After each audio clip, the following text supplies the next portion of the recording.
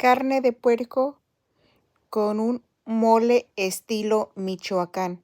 Este mole no lleva chocolate, no lleva nada de dulce, solamente lleva chile, chile seco, chile ancho, chile puya y es delicioso y rico. Para la espesura le ponemos poquita masa y es rico, delicioso, delicioso. Cuchquiripita.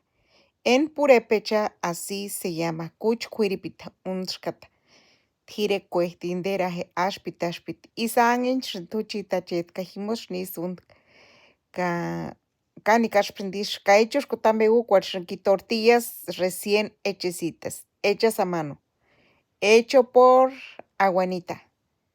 Eraje, ashpit, ashpit, ashpit, kaishko pichinchit. Así tienen que cocerse bien las tortillas para que sepa bueno y esté rico. Y mire acá, un arrocito rico, delicioso, delicioso. Ashpiti, ashpiti. Sí, así es. Ashpiti quiere decir rico o delicioso. Y este es rico, rico, ashpiti, ashpiti, ashpiti. Y las tortillas se llaman echushkuta. Echushkuta. Echushkuta. Echushkuta.